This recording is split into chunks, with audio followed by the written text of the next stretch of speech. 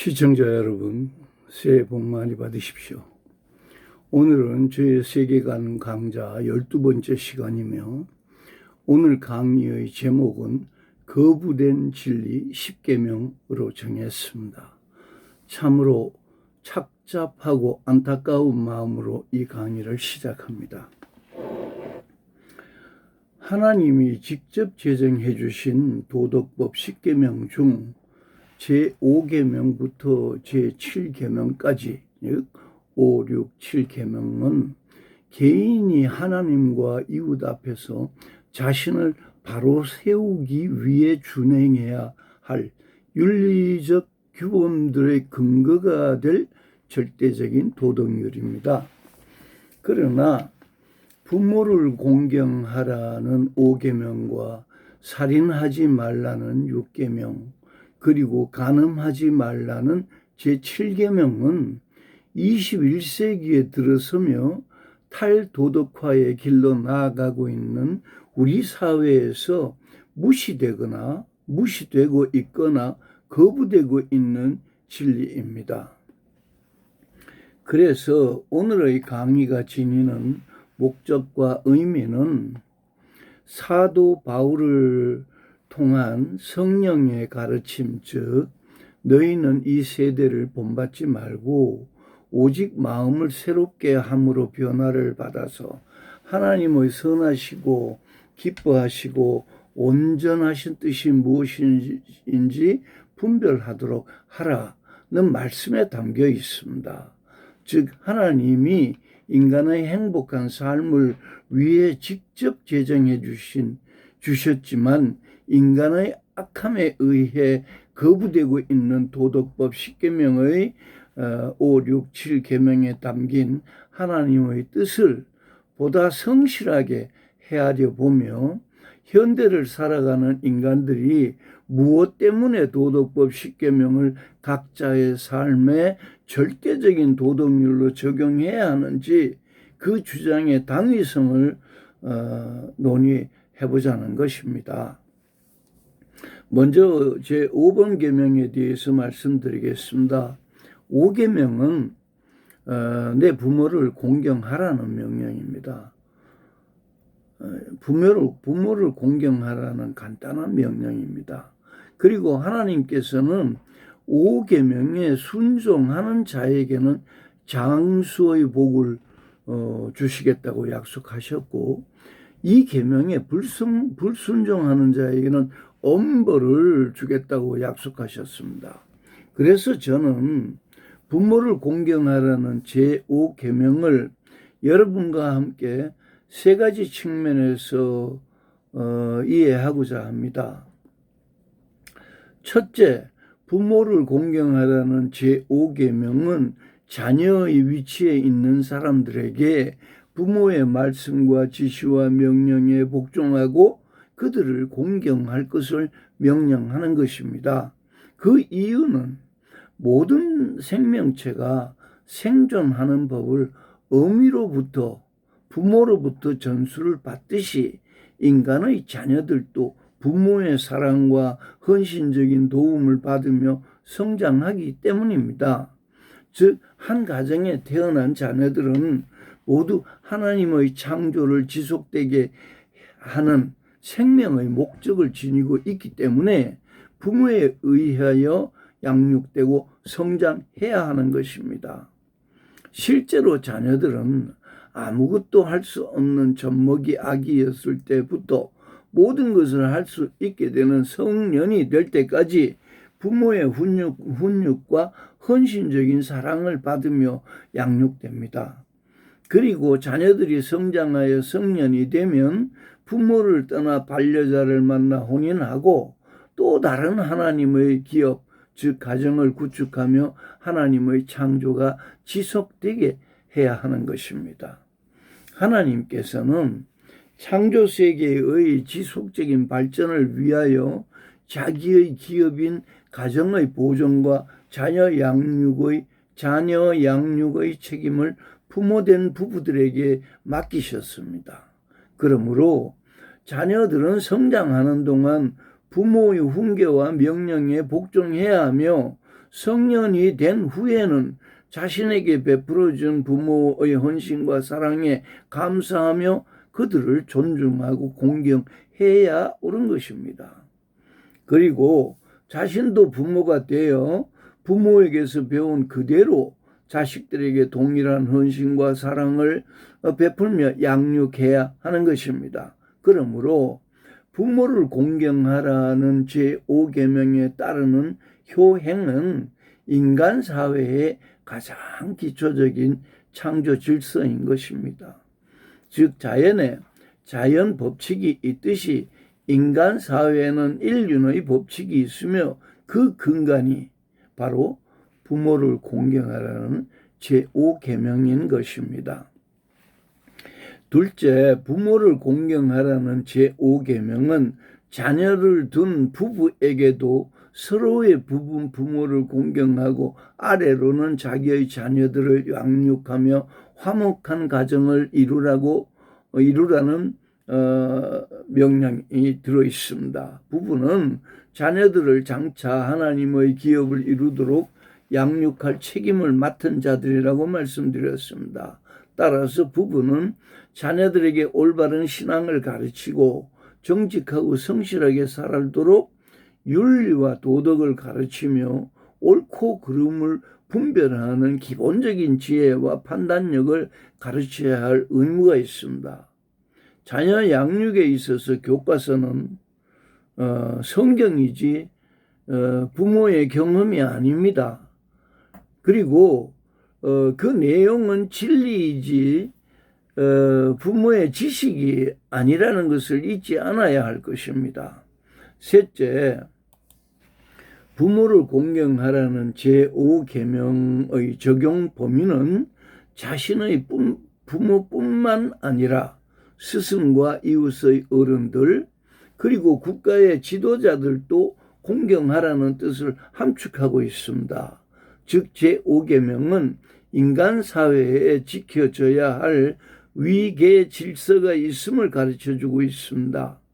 신학자, 개혁자 칼뱅은 이것을 인간의 정당한 굴복이라고 표현했으며 하나님이 그것을 원하신다고 했습니다. 그러나 우리가 여기서 생각할 것은 제5계명에 함축되어 있는 위계 질서와 칼뱅이 정당한 굴복이라고 표현한 이 위계 질서는 공자가 말하는 가부장적 위계 질서와는 전혀 다릅니다. 기독교가 가르치는 위계 질서, 즉 칼뱅이 말하는 정당한 굴복은 서로를 아끼고 존중하며 사랑하는 가운데 형성되는 질서를 의미하므로 정당한 굴복의 관계성 안에는 서로를 무시하거나 비하하거나 차별하는 의도가 없는 정당한 관계로서의 질서를 의미합니다. 그러나 유교가 가르치는 가부장적 위계 질서는 신분의 차이에 따르는 차별과 지배와 복종을 강요하는 권력적인 시스템이므로 제5계명이 가르치는 기독교의 위계 질서와 같지 않습니다. 저 칼뱅이 말하는 정당한 굴복은 스스로가 즐거운 마음으로 복종하는 것이고 기쁜 마음으로 준수하는 질서이므로 샬롬을 가능케 하는 질서인 것입니다. 그러므로 그리스도인은 가부장적 위계 질서는 변혁시켜야 할 구습이지만 정당한 굴복은 장려하고 솔선수범해야 할 도덕인 것입니다. 네 번째 또 생각할 것은 우리말에 모국 또는 조국이라는 말이 있습니다. 그것은 우리가 건재하는 것은 국가가 있기 때문이라는 사실을 의미합니다. 그러므로 인간은 누구나 생명을 주신 하나님과 낳아주신 부모를 사랑하고 공경하고 존중하는 것이 옳은 일이지만 거기에 더하여 나라를 사랑하는 마음을 가지는 것도 매우 중요하다 하겠습니다. 그러면 효도란 것이 그러면 무엇입니까? 제가 생각할 때 우리가 다 효도가 무엇인지는 잘 알고 있는데 그 실천이 어렵다고 우리가 말하고 있지 않습니까? 그러면 우선 이렇게 정리해 봅시다. 무엇이 효도인지 우리 스스로가 정리해 봅시다. 먼저 의식주의 관점에서 생각해 봅시다. 저는 먼저 부모님을 따뜻하게 해드려야 한다고 생각합니다. 그리고 굶주리지 않게 해야 한다고 생각합니다. 또 안전하게 보호해드려야 한다고 생각합니다. 이러한 보살핌이 필요한 부모에게 효도하는 방법은 나의 것으로 부모님을 따뜻하게 해드리는 것입니다.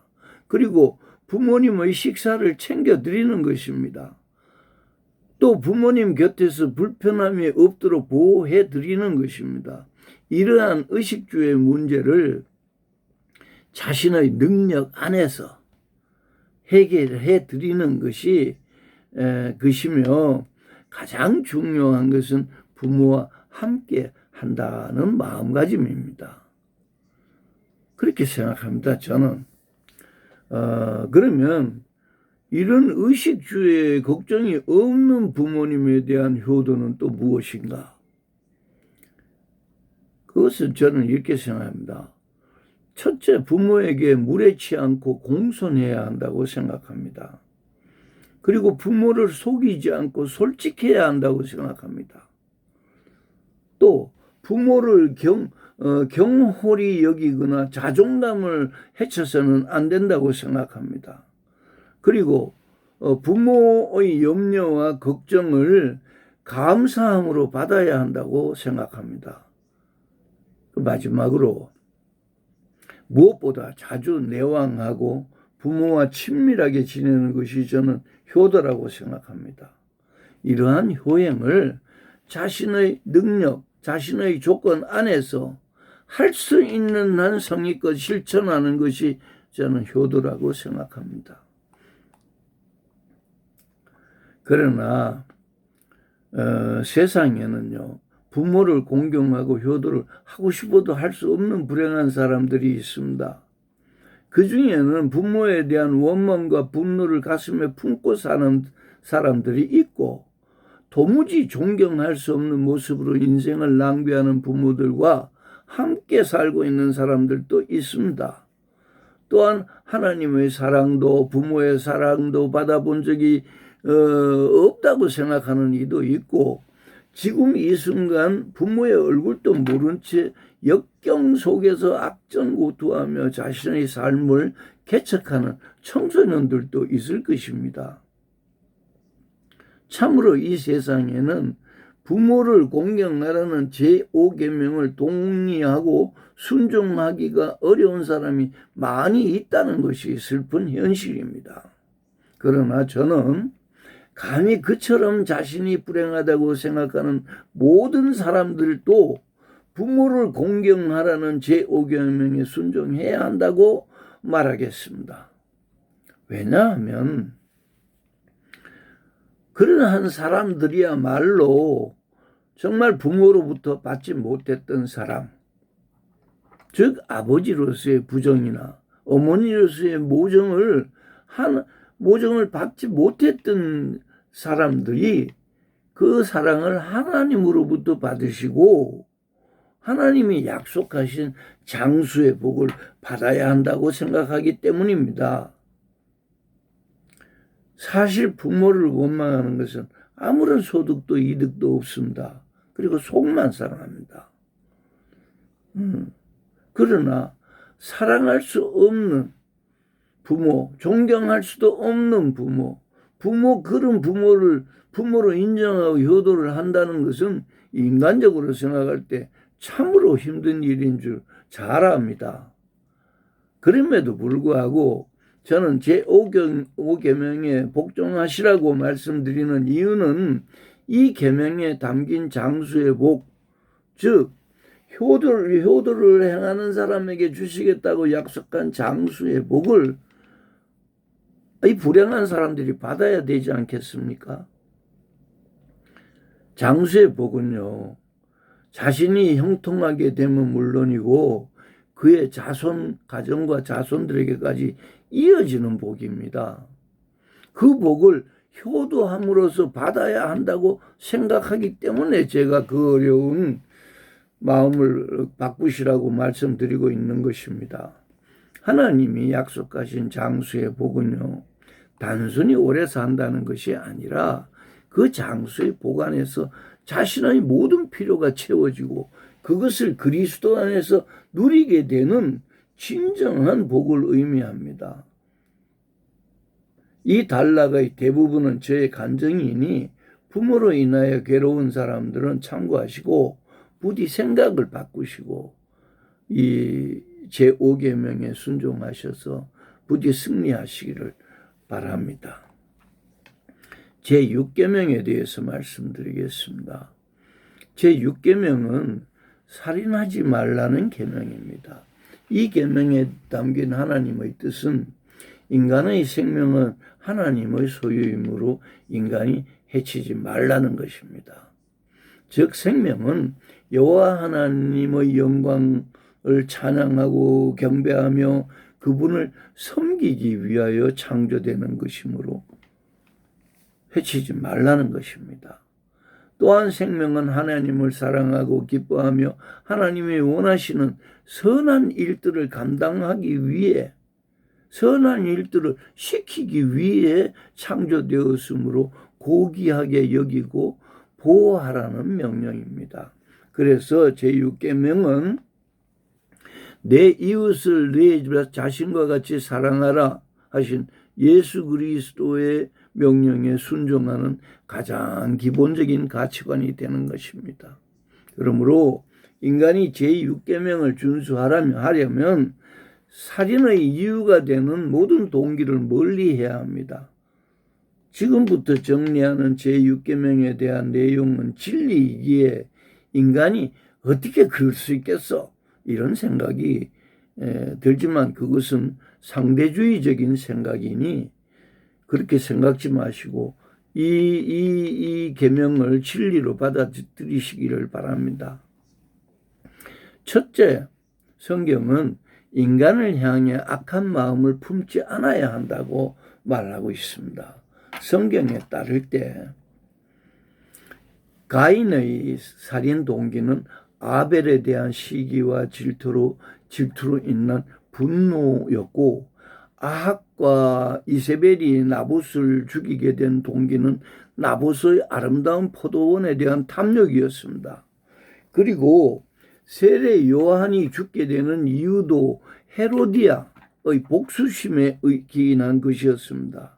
그러므로 이 계명을 온전히 수행하는 태도는 살인하지 말라는 이 계명을 온전히 수행하려면 악한 마음을 품지 않는 데서 나아가 악을 선으로 갚으며 원수들에게까지도 선을 행해야 하는 것입니다.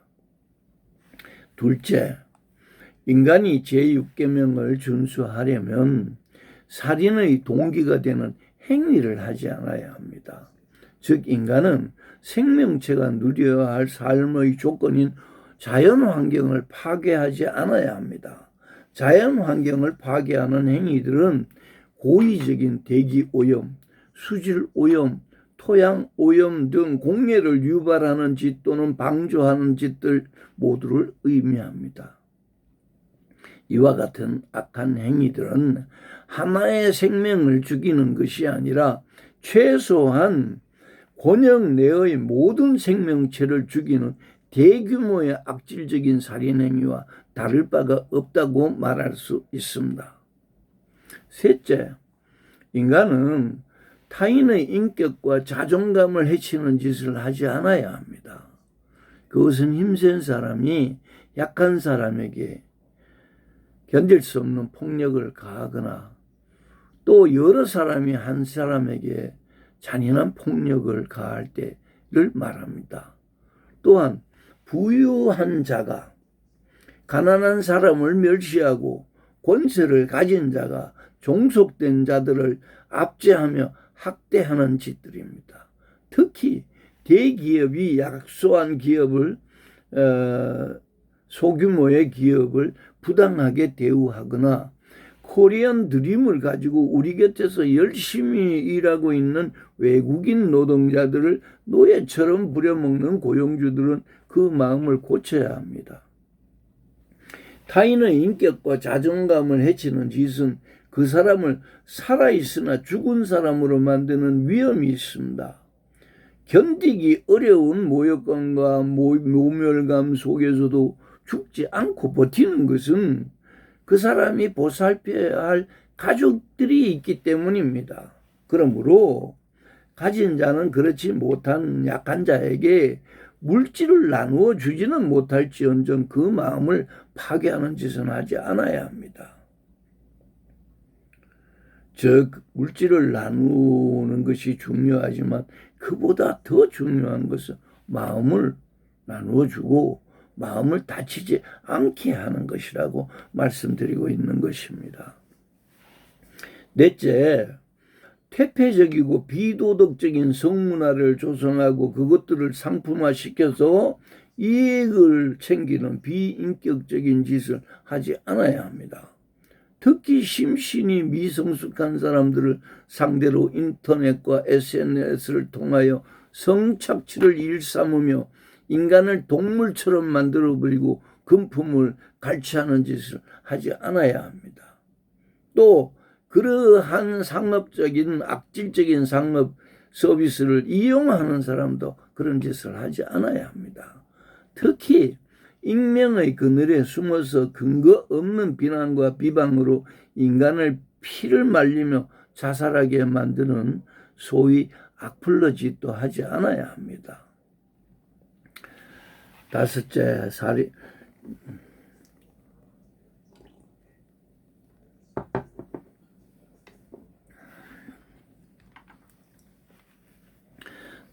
살인을 하지 말라는 제6계명을 기준으로 우리가 생각할 때 무엇이 올바르고 무엇이 그르고 틀린 것인지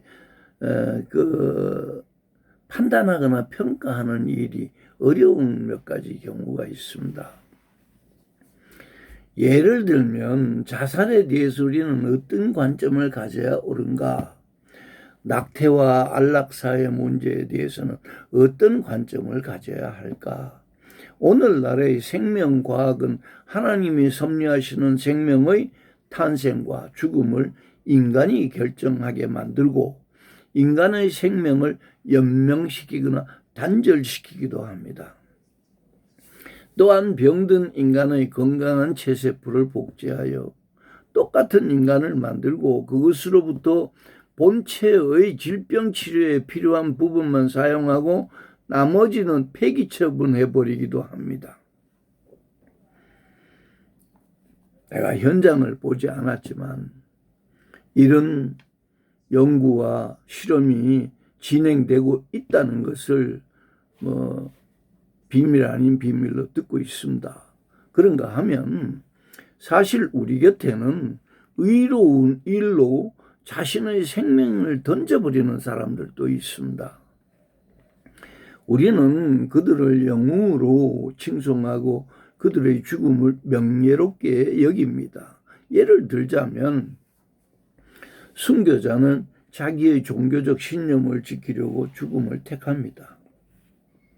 테러범들은 자기 국가와 민족을 위하여 폭탄 조끼를 입고 자기의 목숨을 스스로 던집니다.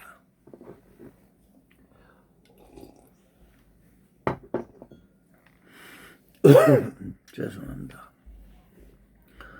또한 자신의 명예와 지조를 지키려고 목숨을 버리는 여인들도 있습니다. 모두가 살인하지 말라는 제6계명을 위반하는 위험이 내포되어 있다고 봅니다. 그렇지만 이 모든 문제에 대하여 결단해야 하는 당사자들의 입장에서 생각할 때 저는 제3자로서 그것이 얼마나 두려운 선택인지 또 얼마나 어려운 판단인지 감히 미루어 짐작할 뿐 그 실상은 저는 잘 모릅니다. 그래서 저는 인간이라면 그 누구도 이러한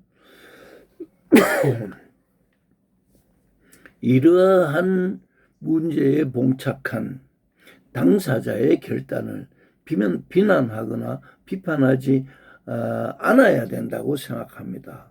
그보다는 오히려 그들의 아픈 상처를 싸매주며 위로하는 선한 이웃이 되어야 한다고 생각합니다. 사실 인간은 죽음을 두려워하는 존재이지만 지속적인 육신의 고통과 끝이 보이지 않는 인생의 고난을 만나게 되면은 차라리 죽는 게 낫다고 생각하며 고통과 고난으로부터 벗어나고 싶어 합니다. 그래서 인간은 하나님 앞에서 죄인일 수밖에 없는 것입니다.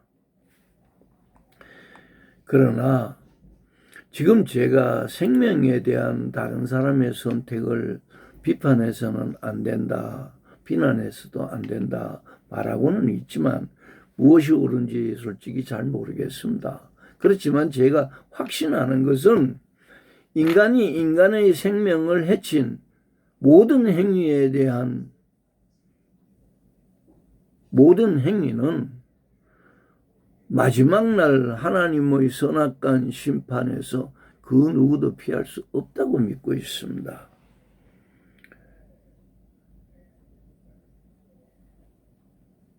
다른 더 드릴 말씀이 없습니다. 그만큼 생명은 소중한 것이고 인간의 마음도 소중한 것이고 하나님의 도덕법도 소중한 것입니다. 그 안에서 우리가 무엇이 옳은지 그것은 항상 기도하고 성령의 그 인도하심을 정말 따르는 그것밖에 없다고 저는 생각합니다. 7계명으로 얼른 넘어가겠습니다.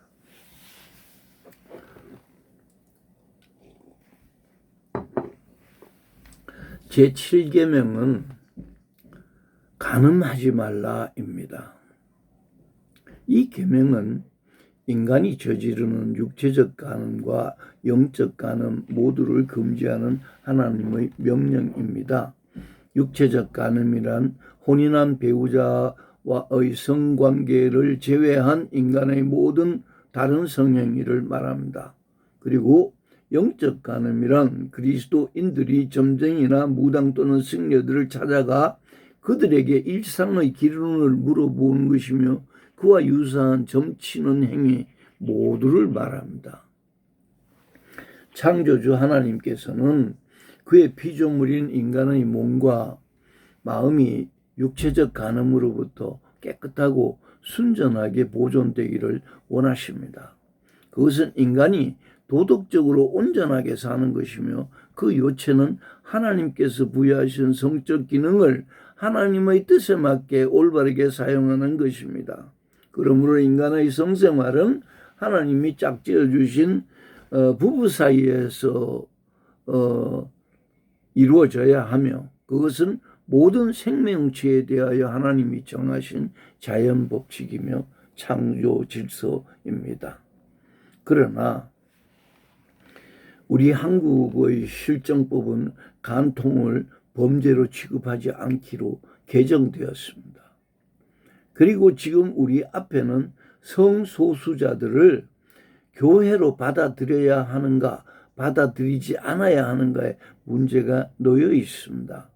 인간적인 생각으로는 받아들여야 한다고 생각하지만 성경의 말씀을 토대로 생각할 때 받아들일 수 없다는 것이 저의 신념입니다.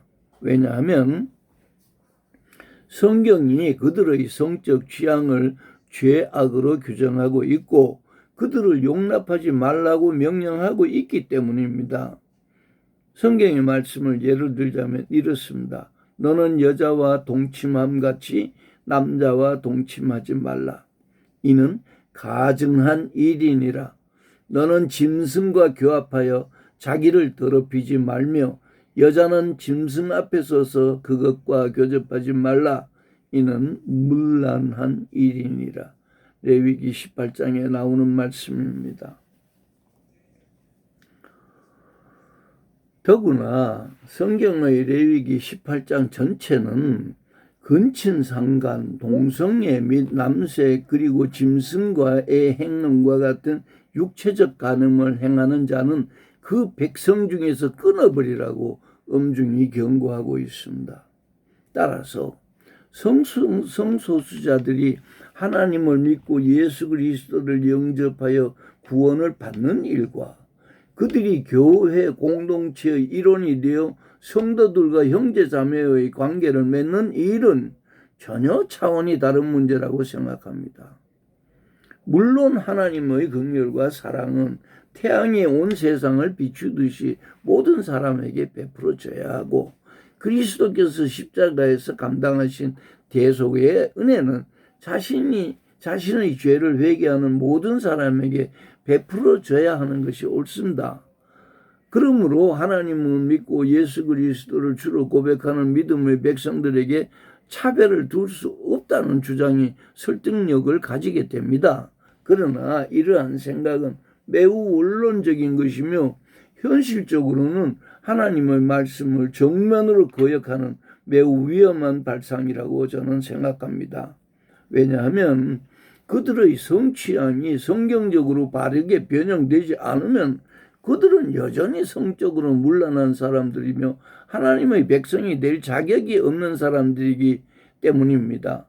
성경은 분명히 성소수자들의 동성을 향한 성적 지향 자체를 죄로 규정하고 동성 간 성행위는 음행의 죄로 엄격히 금지하고 있기 때문입니다. 그러므로 성소수자들을 교회가 영접해야 하는가에 대한 필자의 생각은 한마디로 안 된다는 것입니다. 왜냐하면 성소수자 자신이 자신의 성적 취향을 바꾸고 정상적인 성적 가치관을 지닌 보통 인간으로 돌아오지 않는 한 우리가 고백하는 공교회와 거룩한 성도의 교제는 이루어질 수 없기 때문입니다. 즉 그들을 교회의 일원으로 용납한다는 것은 그들의 성취향을 교회가 용인한다는 뜻이며 그것은 교회가 하나님의 법도와 진리를 무시하겠다는 것과 같지 않습니까? 그러므로 이 문제는 성경에 기록된 하나님의 법도와 명확한 가르침을 인간이 따라가는 길뿐 인간의 생각으로 타협할 일은 아니라고 저는 생각합니다. 혹시 지금 이 시간 간음의 제7계명이 금지하는 간음의 미혹에 빠져 있는 사람이 있습니까? 프랑스의 정신분석학자 락강은 욕망을 거부하지 말고 금지를 위반해서라도 욕망을 성취하는 것이 정신강에 좋다는 논리로 전통적이고 보편적인 우리나라의 성윤리를 뒤흔들며 지난 30여 년간 포스트 모던 사회의 인문학 강단을 지배했습니다. 그러나 저는 전혀 그렇게 생각하지 않습니다. 특히 간음의 욕망을 통제하지 못하면 먼저 배우자의 마음에 지울 수 없는 상처를 남기게 되고 그 다음에는 이웃 사람들 앞에 떳떳할 수 없으며 끝내는 하나님 앞에 자신을 바로 세울 수 없게 되는 것입니다. 그러므로 간음의 문제를 해결하는 것은 오직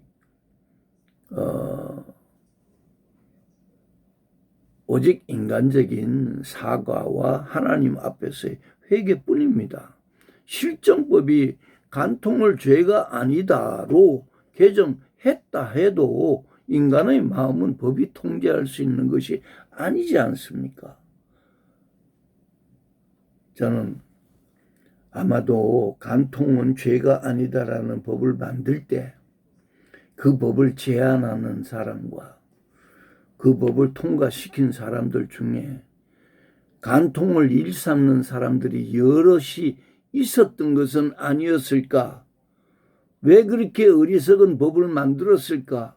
그런 우슬픈 생각을 해봅니다.